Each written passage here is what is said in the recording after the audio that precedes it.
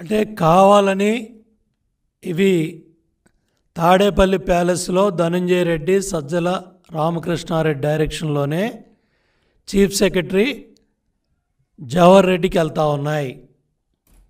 జవహర్ రెడ్డి డైరెక్షన్లోనే యంత్రాంగం పనిచేస్తూ ఉంది.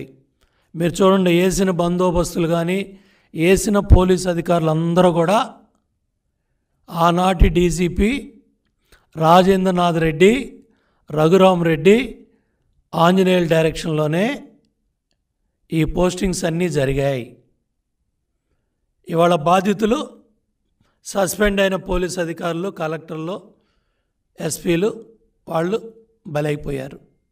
అసలు చేసిందంతా ఈ దుర్మార్గం ఆంజనేయులు,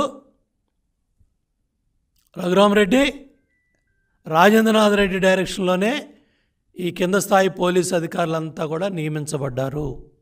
ఇవాళ డీజీపీ కూడా ఈ విధంగా డైరెక్షన్ ఇచ్చి మీడియాని కట్టడి చేయాలనే ప్రయత్నం కరెక్ట్ కాదు. మీకు చేతనైతే లా అండ్ ఆర్డర్ కాపాడండి. ఇటువంటి సంఘటనలు పునరావృతం కాకుండా చర్యలు తీసుకోండి. ఎవరైతే ఇన్సిడెంట్స్ బాధ్యులయ్యారో వాళ్ళ మీద ఎఫ్ఐఆర్లు కట్టండి. ఎవరైతే దోషులు ఉన్నారో మీ కస్టడీలో ఉన్న మీ ఎమ్మెల్యే తమ్ముడు గన్మెన్స్ను వదిలి హైదరాబాద్ వెళ్ళిపోయాడు, పక్క రాష్ట్రాలకు వెళ్ళిపోతే ఏం చర్యలు తీసుకున్నారని ఈ డీజీపీని అడుగుతున్నా, సిఎస్ని అడుగుతున్నా, పోలీస్ యంత్రాంగాన్ని అడుగుతున్నా. అవి చర్యలు తీసుకోకుండా మీరు మీడియా మీద చర్యలు తీసుకోండి, మీడియాని కట్టడి చేయండి, మీడియాని కంట్రోల్ చేయమని లేఖలు రాయటం, ఉత్తరాలు రాయటం కూడా సరైంది కాదు.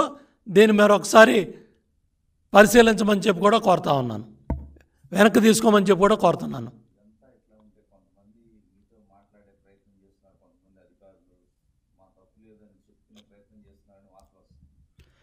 చాలా క్లియర్గా చంద్రబాబు నాయుడు గారు స్పష్టంగా ఉన్నారు అన్ని విషయాల మీద.